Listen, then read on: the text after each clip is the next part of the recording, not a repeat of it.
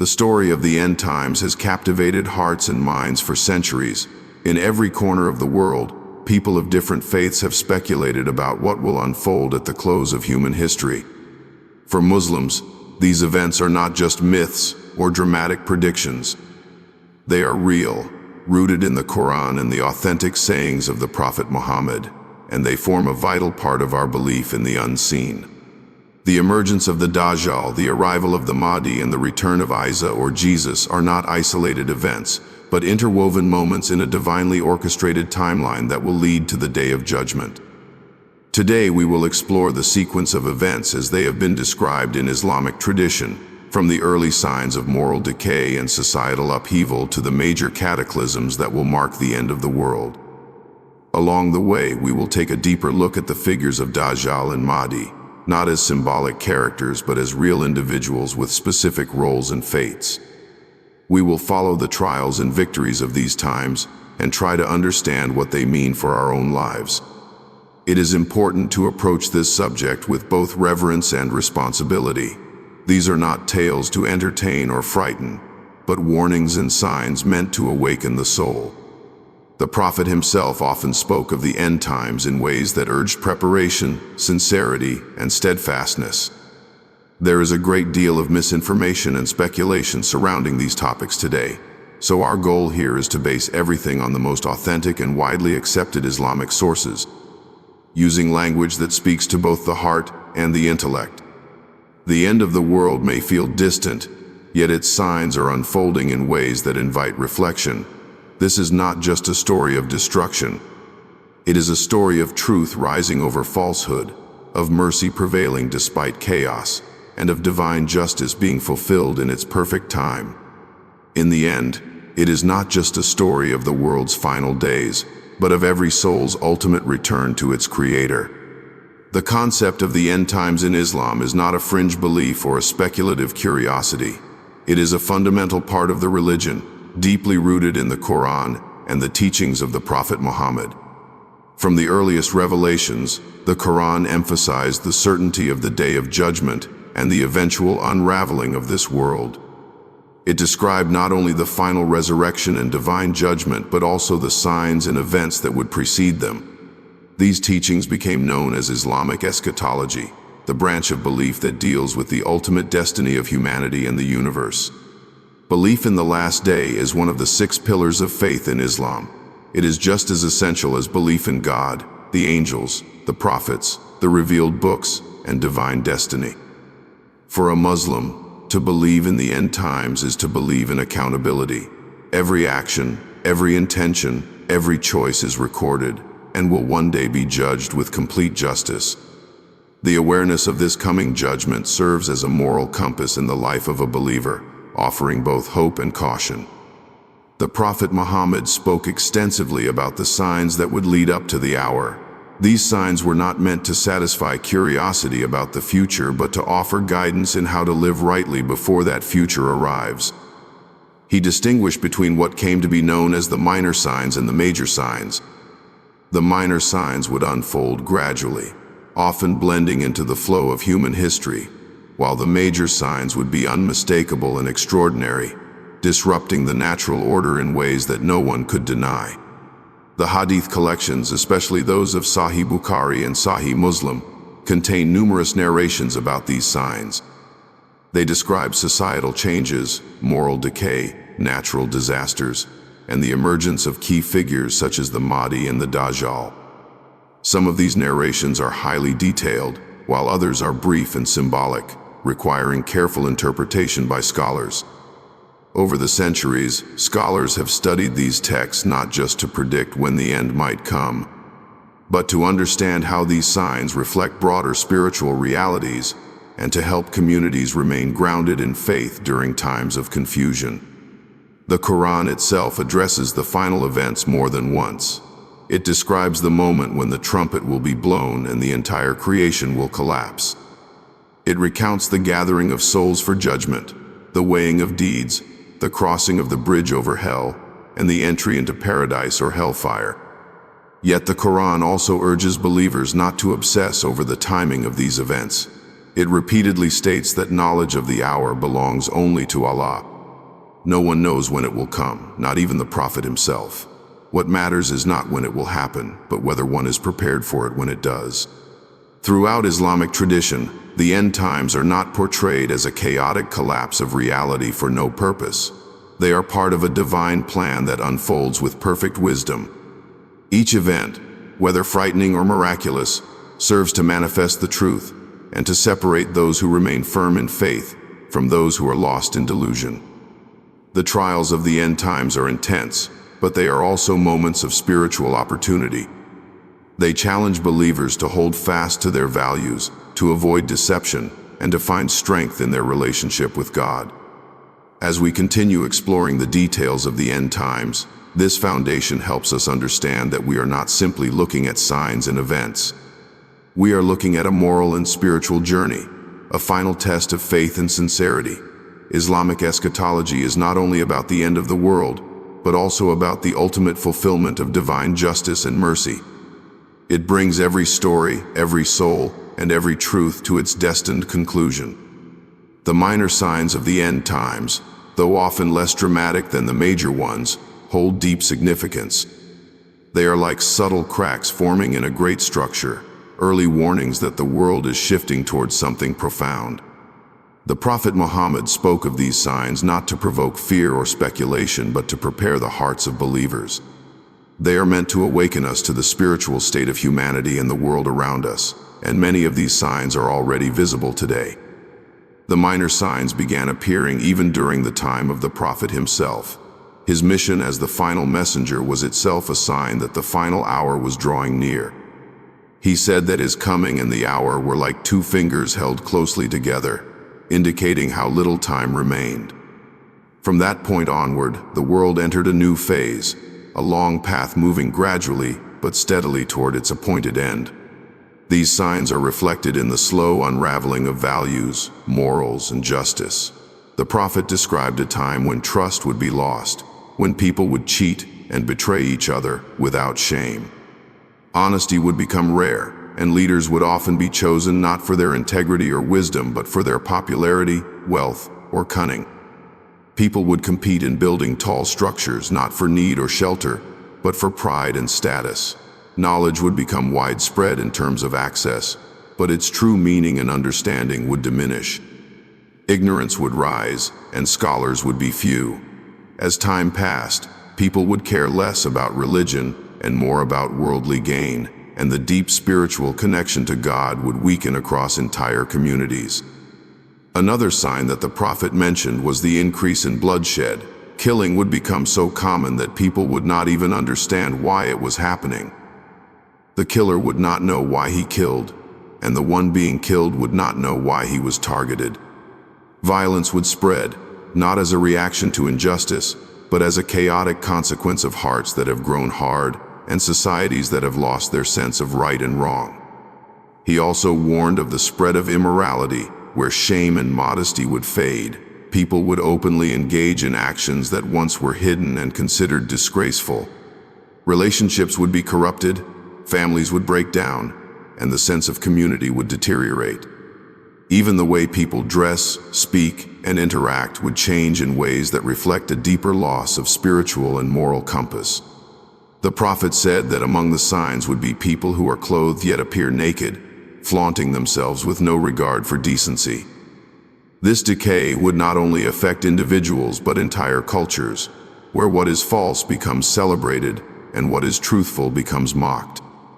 Economic imbalance and greed would also become widespread. The Prophet described a time when wealth would flow abundantly, but true contentment would be rare. People would chase after money without limits, forgetting the boundaries of fairness and ethics. Interest and usury would become so common that even those who try to avoid it would still be affected by its reach. Corruption would enter all levels of society, and those in positions of power would often use it to serve themselves rather than the people they are meant to protect. Another significant sign is the abandonment of the Qur'an and the Sunnah. People would recite the Qur'an beautifully, but its teachings would not reflect in their lives. The mosques would be full, but hearts would be empty. Religion would become a form, a shell, practiced outwardly but not lived inwardly. Spirituality would be replaced by ritual, and the true essence of faith would be buried under culture and habit. The prophet also spoke of natural signs. Time would feel shorter, perhaps not in hours and minutes, but in how quickly days, weeks, and years seem to pass. Earthquakes would increase. Weather would behave strangely. The world would show signs of stress as human behavior continues to distance itself from divine harmony. These signs, though often subtle and gradual, are powerful reminders. They are not prophecies meant for passive observation. They are warnings for action. Each one calls the believer back to a higher awareness, to ask serious questions about the state of the soul and the choices being made. The presence of these signs does not mean one should despair or give up hope. On the contrary, they are a divine mercy, allowing people time to reflect, to return, and to prepare. In many ways, the minor signs are already part of our lived reality. They surround us in the headlines we read, the conversations we overhear, the challenges we witness in our families and societies. But they are not the end. They are the beginning of the final chapter, signaling that greater trials lie ahead. For those who pay attention, they offer a chance to strengthen faith, reconnect with purpose, and hold fast to truth before the tide of greater events arrives. The world in decline is not just a story of collapse. It is also a call to awaken, to rise, and to return to the light before it is too late. As the minor signs continue to unfold, the world begins to shift towards something even more extraordinary. What lies ahead is a series of events unlike anything humanity has ever seen. These are the major signs, unmistakable and awe-inspiring, and they mark the final moments before the day of judgment. Unlike the gradual decline of the minor signs, these major events will be global, direct, and impossible to ignore. They signal the beginning of a new and irreversible phase in human history, where spiritual realities will break into the physical world and the unseen will become seen. The major signs are described in numerous hadiths, and the scholars of Islam have compiled them into a recognized sequence, though the exact order of some events remains uncertain. The Prophet Muhammad identified 10 such signs, calling them the great markers of the final hour.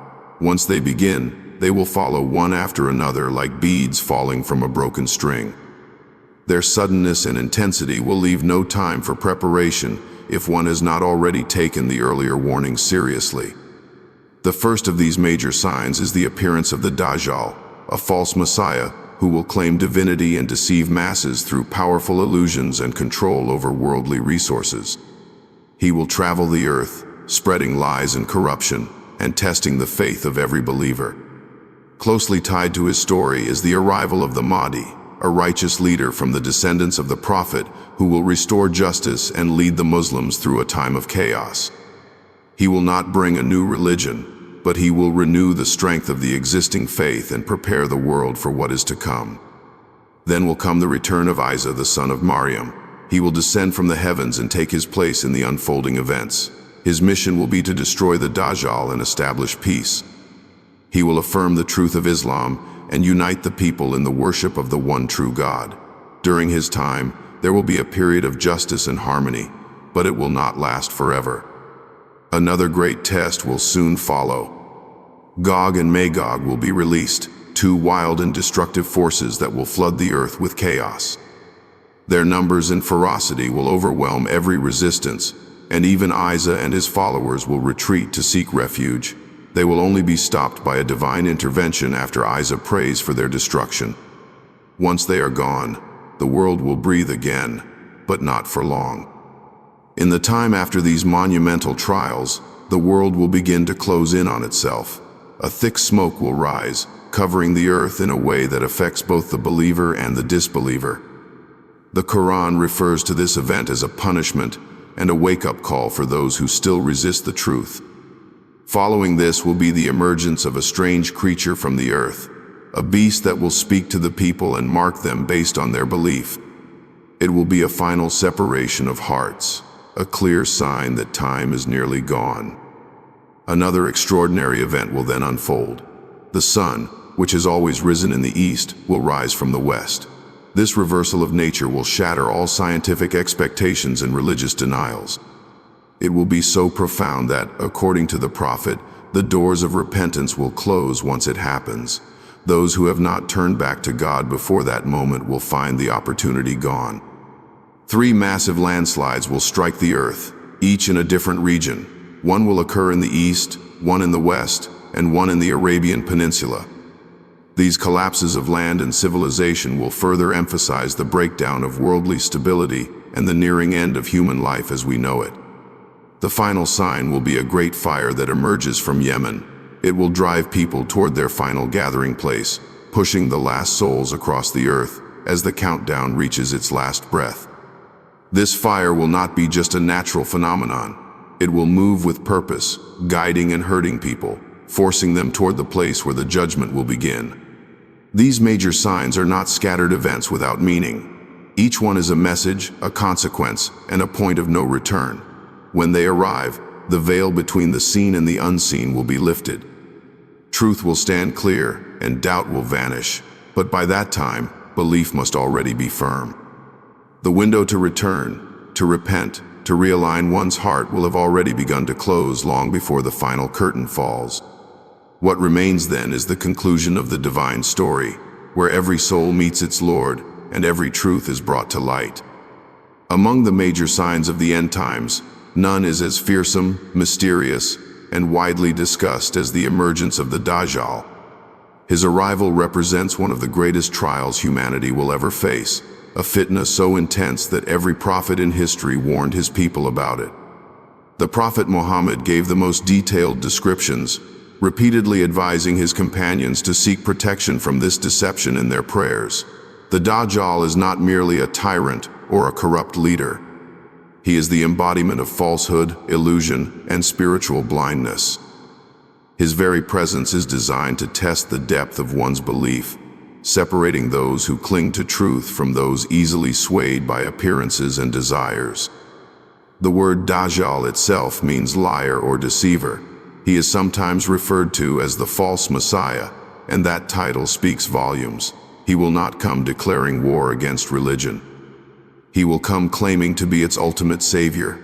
He will present himself as a miracle worker, a man of peace, a provider, even a god. He will perform acts that seem supernatural, control the elements, manipulate reality, and fool masses into believing that he holds the power of life and death. To those who are weak in faith or unaware of the signs, his arrival will seem like the fulfillment of hope. But in truth, it will be the beginning of one of the darkest periods on earth. The prophet described him in vivid detail. He will be a young man, broad in build, with a ruddy complexion and curly hair. His most distinct physical feature will be his eye. One of his eyes will be deformed, bulging or damaged, and the other eye will be sharp and piercing. Between his eyes will be written the word kafir, meaning disbeliever. Every believer, regardless of literacy, will be able to read it, yet those who are spiritually blind will not recognize him for what he truly is. This distinction reflects the nature of his deception. It is not only physical, it is deeply spiritual. What he offers will look beautiful and powerful on the outside, but it will be hollow and destructive within. The Dajjal will not simply appear out of nowhere. His emergence will come at a time of great global turmoil. The earth will be filled with injustice, conflict, and despair. People will be looking for answers, yearning for a savior, and desperate for stability. Into this chaos he will rise, claiming to offer solutions. He will travel rapidly across the earth, reaching nearly every place except the holy cities of Mecca and Medina, which will be protected by angels. His path will be paved with false miracles. He will bring rain to parched lands and cause crops to grow. He will control food and water, distributing them to those who follow him and withholding them from those who reject him. In this way, he will gain influence not only through ideology, but through control of basic human needs. One of his greatest deceptions will be his ability to create illusions of paradise and hell. What seems like peace will be destruction, and what seems like fire will actually be safety for the soul. These tests are not only for individuals but for entire communities. The prophet warned that those who are confident in their faith should still fear the Dajjal. because his tricks are unlike anything anyone has seen. He will claim to resurrect the dead, but it will be a staged illusion. He will speak words that sound like truth, but they will be twisted with lies. This is why the Prophet taught us to seek refuge from the Dajjal in every prayer, after the final tashahhud and before the salam. He instructed believers to recite the first 10 or last 10 verses of Surah Al-Kahf each Friday as a protection. Surah Al-Kahf contains themes of trials, illusions, and the importance of divine guidance. Its message builds an inner resilience that can help protect against the seductive pull of the Dajjal's promises. The Dajjal will gather a vast following, not only among the weak or desperate, but also among those who were once considered strong. He will be followed by people of various backgrounds, including magicians, disbelievers, and those who have allowed their hearts to be led by arrogance or ambition. Yet he will also be rejected by many, and their rejection will cost them dearly. The suffering inflicted on those who oppose him will be severe, but this suffering, though painful, will be temporary. The reward for standing firm will be eternal. The length of the Dajjal's reign is described in the Hadith as being 40 days, but these are not normal days. The first day will be as long as a year, the second will be like a month, the third like a week, and the rest will be like normal days. The companions of the Prophet were so concerned by this that they asked whether people would still pray as normal on that first year-long day. The Prophet affirmed that prayer should still be offered at its appointed times, indicating how critical it is to hold to worship even when time itself feels distorted. The trial of the Dajjal will only come to an end with the return of Isa, the son of Maryam. According to authentic narrations, Isa will descend near a white minaret in the eastern part of Damascus, wearing 2 garments dyed with saffron, placing his hands on the wings of 2 angels. He will descend at a time when the Dajjal is causing immense harm. Isa will pursue him and ultimately confront him near the gates of Lud, in what is today occupied Palestine. Upon seeing Isa, the Dajjal will begin to dissolve, like salt melting in water. Isa will kill him, and with his death, the greatest fitna of the end times will come to a close. Even though the Dajjal will be defeated, the damage he leaves behind will not vanish overnight. His influence will linger in the minds of those who were shaken. The earth will need time to heal from the deception. But his fall will also mark a turning point, the beginning of a new chapter where truth will again rise. Isa, alongside the Mahdi, will help restore balance and justice to a broken world. The story of the Dajjal is not merely a tale of a villain and his downfall. It is a deep reflection of how truth and falsehood can become entangled in the hearts of people. His appearance is a mirror held up to the world, revealing what we value, what we believe, and what we are willing to sacrifice for comfort or power. The danger he represents is not just about him as a person, but about what he awakens in others. If faith is weak, his promises will be irresistible. If faith is strong, his tricks will be exposed. The lessons we draw from the Dajjal are not only for some future moment, they are for now. They remind us to build our connection to the Qur'an, to prioritize truth over appearance, to beware of leaders who exploit fear, and to always turn back to Allah in humility. The Dajjal will come with every tool of distraction and seduction, but he will not be able to touch the heart that is anchored in sincere belief. His power lies in illusion, but the believer's strength lies in clarity, in remembrance, and in trust that no matter how dark the trial, Allah's light is greater. In the shadow of rising turmoil and global unrest, when the world seems to have lost its moral compass and the believers feel overwhelmed by injustice, a man will rise who will be unlike any leader before him. He is known as the Mahdi, a title that means the guided one. His emergence will not be due to ambition or worldly desire, but by divine selection. He will not seek out power, yet he will be chosen to carry an immense burden at a critical moment in history.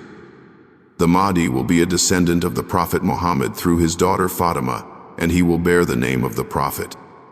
His appearance marks the beginning of a period of divine realignment, when the broken state of the world begins to heal and truth starts to rise again. The Mahdi is not mentioned in the Quran by name, but his coming is described in numerous authentic hadiths, including those found in Sahih Abu Dawud, Tirmidhi, Ibn Majah, and others. Scholars across generations have accepted the reality of his appearance as part of the major signs of the end times. Unlike Isa, who will descend from the heavens, the Mahdi will be born and raised among the people. He will be a man like other men, unaware of his destiny until the time arrives. He will live a normal life until one day, amid growing crises and disarray, people will recognize something in him that sets him apart. The world before his emergence will be marked by war, economic instability, corruption, and widespread injustice.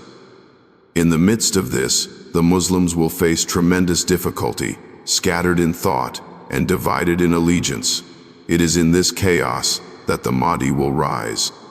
According to the narrations, he will initially be reluctant to lead. He will even try to avoid being given such a role. But the people will recognize his piety, his wisdom, and his nobility, and they will insist that he lead them. Eventually, he will accept their pledge of allegiance at the Kaaba in Makkah. It is said that this pledge will happen between the Black Stone and the Maqam of Ibrahim, a moment filled with gravity and divine purpose. The Mahdi's rule will not be one of symbolism. He will take action to restore justice in practical ways. He will fill the earth with fairness as it had been filled with oppression. He will establish equity in wealth, reform social systems, and bring people back to the principles of Islam in their truest form. During his time, people will feel safe and provided for. He will distribute wealth generously without hoarding, and there will be such prosperity that those in need will be hard to find. He will not perform miracles like the Dajjal or Isa, but his leadership and sincerity will win the hearts of the people. Among the defining features of the Mahdi's time will be his military and spiritual victories. He will lead the Muslims in battles against forces of corruption and disbelief. One of the greatest battles will be against a tyrannical army that marches to attack him in Makkah. According to the Hadith, this army will be swallowed by the earth before it reaches the city, a sign of divine protection over the Mahdi and those with him. After this, his influence will spread, and more people will rally behind his cause. He will also play a crucial role in uniting the Muslim world, not just politically but spiritually, bringing the Ummah back to the center of its faith. One of the most significant events during his rule will be the arrival of Isa, the son of Maryam.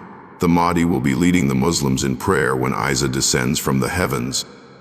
In a powerful moment of humility, the Mahdi will offer Isa the chance to lead the prayer, recognizing his elevated status as a prophet of Allah. But Isa will decline, insisting that the Mahdi lead, honoring the role that has been divinely assigned to him.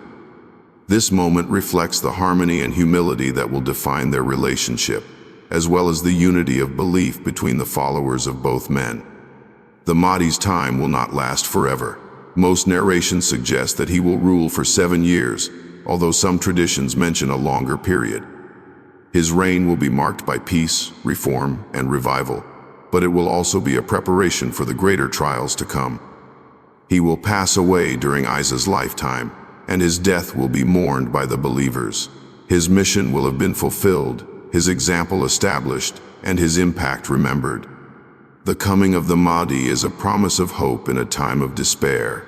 His life reminds us that even in the darkest moments, Allah does not abandon his servants. The Mahdi will not come to deliver a new message or introduce a new book. He will come to remind the world of what was already revealed and to live it with sincerity and power. His leadership will not rely on showmanship or control, but on truth and justice. In him, the world will see that divine guidance can still shape the human condition, and that righteousness, when upheld with courage and humility, can still change the course of history. The story of the Mahdi is not only about the future, it is also a reflection of what we should seek in ourselves and in those we choose to follow. His character, grounded in sincerity, mercy, and devotion, sets the standard for what true leadership means. He reminds us that spiritual renewal often begins quietly, with a heart purified by intention and a life rooted in truth. When the world feels lost, it will not be power or wealth that rescues it, but the return of divine guidance through a man whose only claim is that he was guided by God.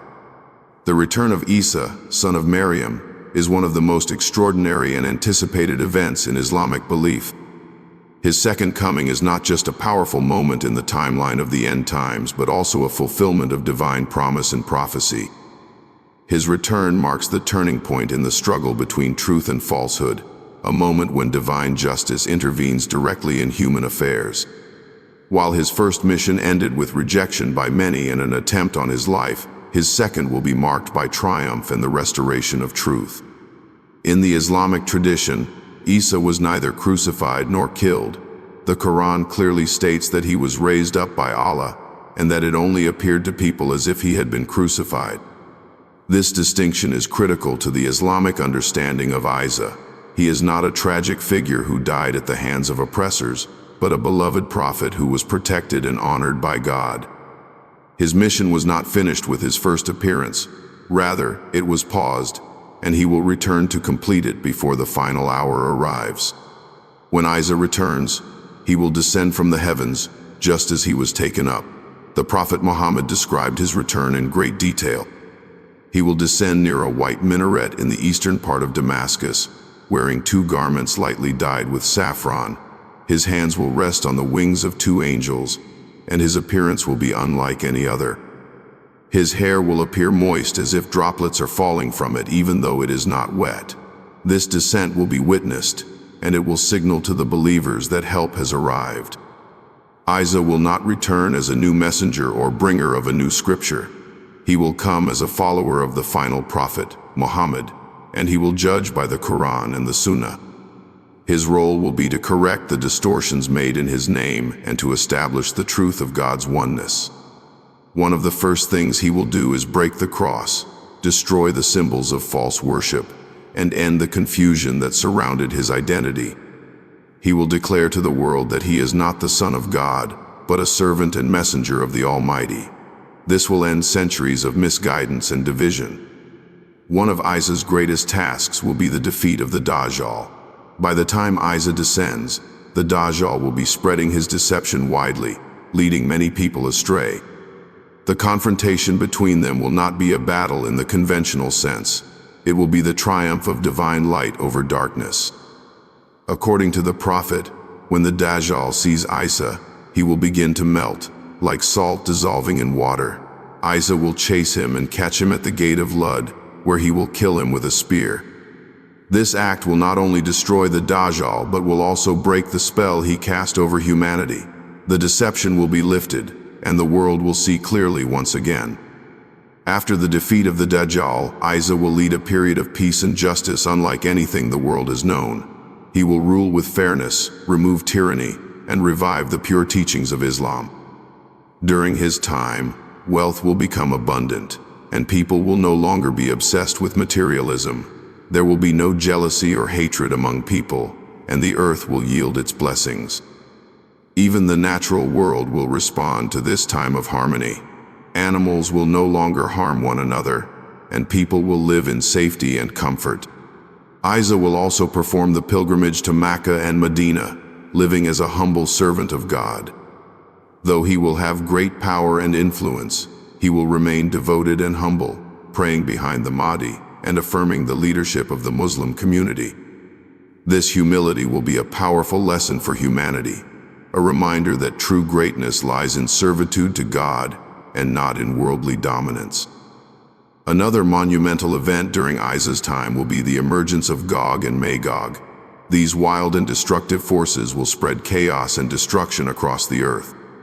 Isa and the believers will seek refuge on a mountain, praying for deliverance.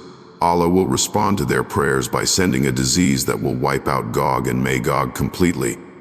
The world will once again find peace, and Isa will lead the people in cleansing the earth from the aftermath of that devastation. Eventually, Isa will live out the rest of his life in peace. He will marry, have a family, and remain among the people as a just and righteous leader. He will not live forever, and when his time comes, he will die a natural death. His passing will be mourned, but his legacy will live on. According to some narrations, he will be buried in Medina beside the Prophet Muhammad, in a space that has remained reserved. The return of Isa is not merely an event in history to come. It is a profound symbol of the continuity of divine guidance and the unity of all the prophets. It connects the story of past revelations with the final message of Islam and reminds humanity that truth is not lost, even when it seems forgotten. His return will correct misunderstandings, restore faith, and remind the world that the final judgment is near. Isa's presence among the people will serve as a final invitation to believe. Those who were confused or hesitant will see the truth made plain, but the time for belief without cost will have passed. What remains after his mission is the approach of the final hour, when every soul will be called to account. Until then, Isa's time on earth will be a period of unmatched clarity, where the path is clear, the lies are defeated, and the light of God shines without obstruction. Among the final and terrifying events that will unfold before the Day of Judgment is the release of Gog and Magog, known in Arabic as Ya'juj and Ma'juj. These two names have long carried an air of fear and mystery. They are not just symbolic of chaos and disorder, but are real beings who will emerge in overwhelming numbers, bringing destruction on a scale that the world has never seen. Their story is rooted in the Qur'an and the Hadith, and their emergence will mark one of the final signs before the end of time.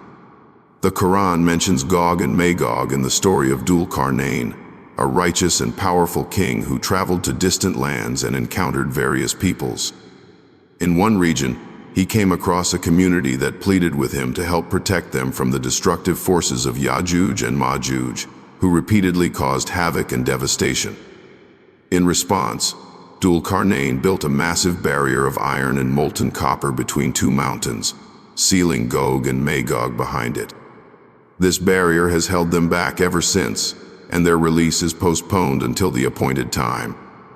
When the end draws near, this barrier will be broken by the will of Allah. The release of Gog and Magog will come after the defeat of the Dajjal and during the time of Isa, the son of Maryam. Their sudden appearance will be overwhelming. The Prophet Muhammad described their numbers as vast, saying that when they emerge, they will rush down from every slope and drink up rivers, leaving nothing behind. They will spread rapidly across the earth, destroying everything in their path. Their chaos will not be the result of ideology or conquest, but of blind destruction. They will ravage lands, overpower armies, and leave behind only ruin. Isa and the believers will be unable to fight them through any normal means. Instead, they will retreat to the mountains for safety. The Prophet described that Isa and his followers would be so distressed by their presence that they would pray fervently to Allah for deliverance. These prayers will be answered. Allah will send a special type of worm or disease that will infect Gog and Magog, causing them to die suddenly and simultaneously. Their bodies will pile up and cause a stench that fills the earth. Once again, Isa will pray, and this time Allah will send birds with necks like camels to carry away their corpses and cleanse the earth. Rain will fall to wash the land clean, preparing it for a new period of peace. The story of Gog and Magog is not only about physical destruction, but also about spiritual and societal vulnerability.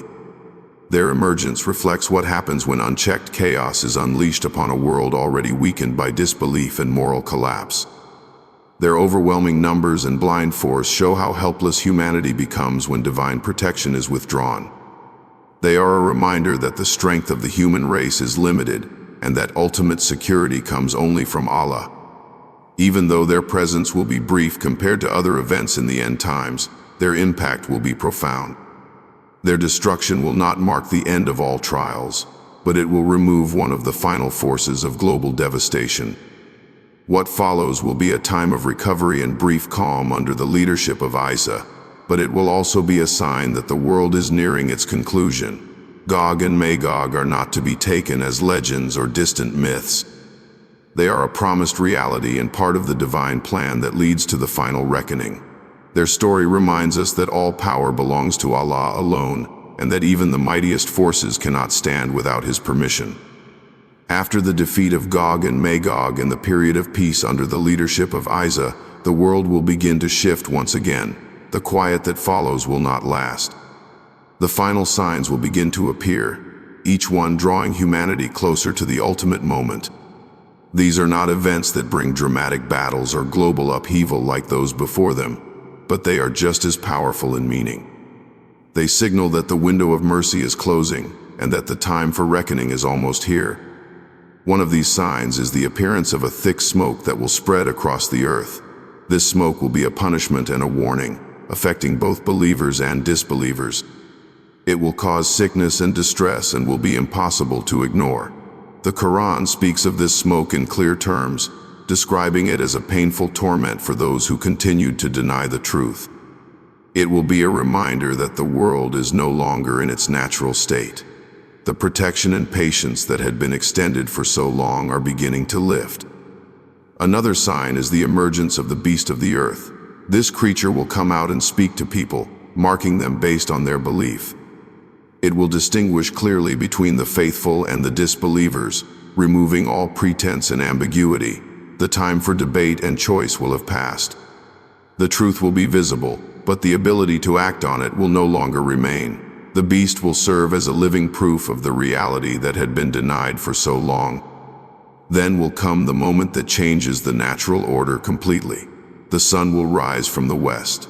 This reversal of the world's rhythm will be so shocking that it will shake the very foundation of belief. At that moment, repentance will no longer be accepted. The door to forgiveness will close. People will try to turn back, but it will be too late. As the final signs unfold, the earth will also experience massive landslides, one in the east, one in the west, and one in Arabia. These shifts in the land reflect the unraveling of the world's structure. Soon after, a fire will rise from the land of Yemen, driving people toward their final gathering. All of humanity will be pushed to the place where judgment will begin. The end is no longer near. It has arrived. When the final signs have passed and the last moments of the world have unfolded, a great silence will fall. The trumpet will be blown by the angel Israfil, and with that single sound, everything in the heavens and the earth will collapse. All life will cease. Mountains will crumble, the seas will boil, and the sky will be torn apart. Everything that once held structure and balance will dissolve. Only what Allah wills to remain will endure. After a period known only to Him, the trumpet will be blown a second time. This will be the call of resurrection, the moment when all of creation is brought back to life for the day of judgment. Humanity will rise from their graves, barefoot, naked, and uncircumcised. Every soul, from the beginning of time to the end, will be gathered on a vast, level plain. The sun will be brought close, and the heat will cause people to sweat according to the weight of their deeds. Some will sweat up to their ankles, others to their knees, and some will be submerged entirely. It will be a day of fear and awe, when even the prophets will say, "Myself, myself," each concerned about their own fate. Yet there will also be those who are shaded by Allah's mercy, honored because of their sincerity, justice, and humility. Each person will be given their book of deeds. Those who receive it in their right hand will rejoice, knowing they are among the saved. Those who receive it in their left hand or behind their back will fall into despair. Every deed, no matter how small, will be accounted for. The scales will be set, and justice will be perfect. No one will be wronged. Witnesses will testify, including the earth itself, which will speak of what took place upon it. A bridge will be placed over the hellfire called the Sirat. It will be thinner than a hair and sharper than a sword. Every soul must cross it. Some will pass with ease, like a blink of an eye. Others will struggle and stumble. For those whose faith and deeds were sound, the crossing will end in light. Beyond the bridge lies the final destination. Paradise awaits those who live for truth, and hell awaits those who denied it. The reckoning is complete, and every soul will finally meet its eternal home.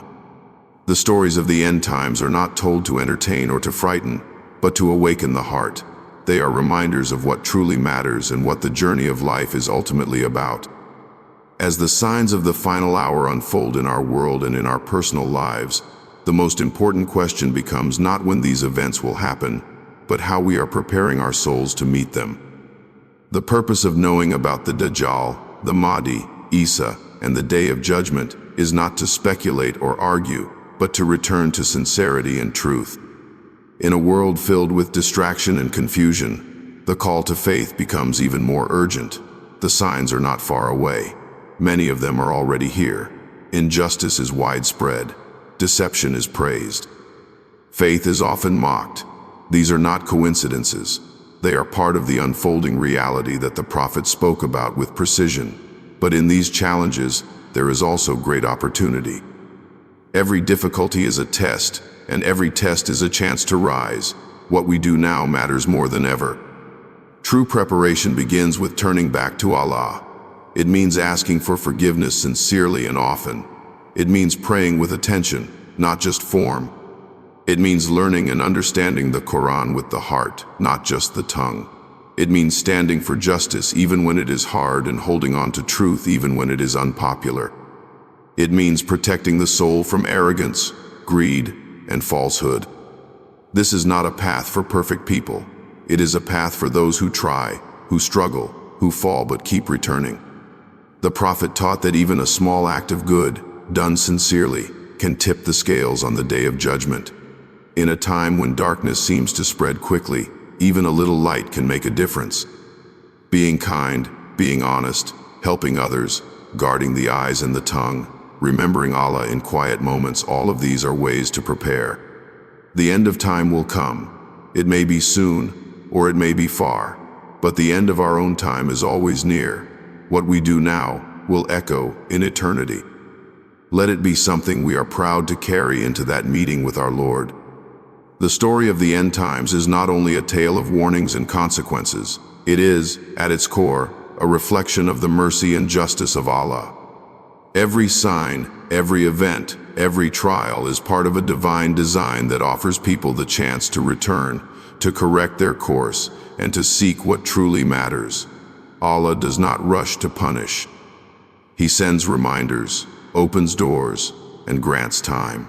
The unfolding of the end is not abrupt or cruel.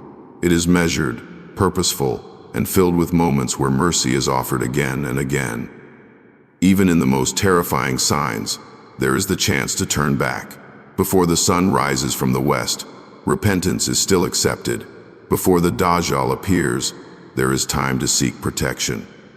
Before the final trumpet is blown, there are countless moments to build a relationship with the Creator. These moments are not guaranteed, but they are generously given. And for those who take them seriously, the promise of reward is beyond imagination. The justice of Allah is complete. No soul will be wronged. Every deed will be weighed fairly. Every tear, every effort, every sincere prayer will be seen and remembered. Those who were oppressed will be lifted. Those who were patient will be honored. And those who denied the truth despite knowing it will face what they earned. There will be no injustice, no confusion, and no escape from the reality of that day. In the end, this is not just a story about how the world ends. It is a story about returning to the one who created us. It is a reminder that the end is not the end, but the beginning of something far greater. What awaits us is not just fear, but hope, for the mercy of Allah always surrounds those who seek Him.